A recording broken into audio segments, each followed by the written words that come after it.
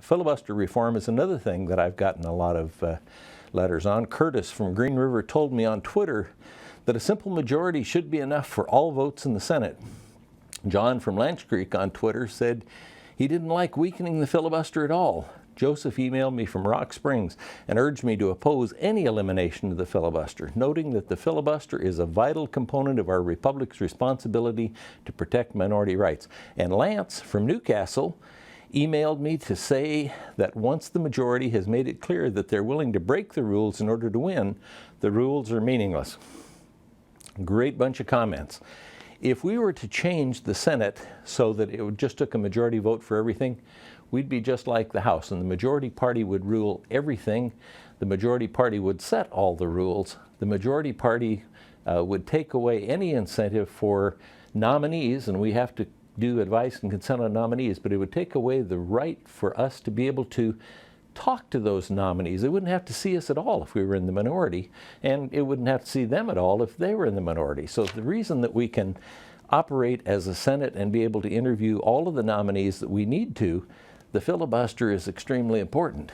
We can put holds on and filibuster until the person has to come and see us, and the person has to get in their paperwork. Sometimes these people haven't even had their paperwork in and we're asked to advance them. And we have the right to do written questions to them too. And if we don't have a filibuster right, that's to have 60 votes instead of 51, they don't even have to fill out those questionnaires for us. And a lot of times that's to lock in policy that's really important to the people of our state.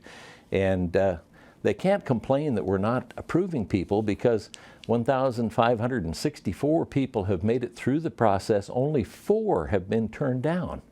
That's a lot of approvals, and the 4 probably deserve to be rejected.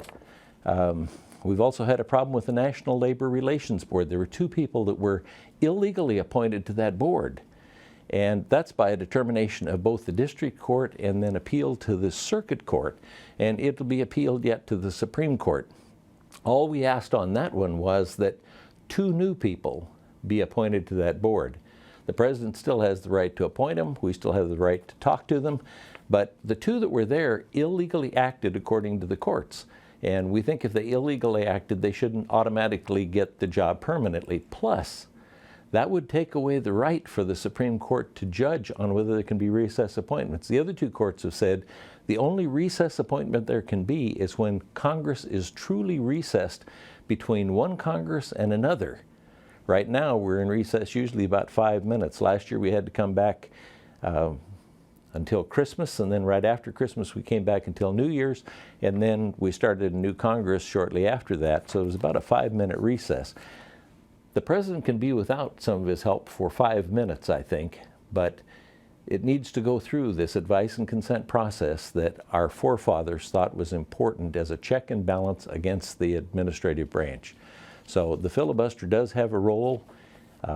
There are probably changes that could be made. Those changes need to be made with a 67 vote at the time of a new Congress. That's the way that it's always been done. But what was being proposed here in order to force nominees through that shouldn't be through was to break a law to change a law. And that's the wrong way to go around business around here. So I want to thank you for watching and keeping me informed. Make sure to check my website, Facebook, and Twitter for more information about how I'm using your ideas to help in Washington, and keep those ideas coming. Thank you.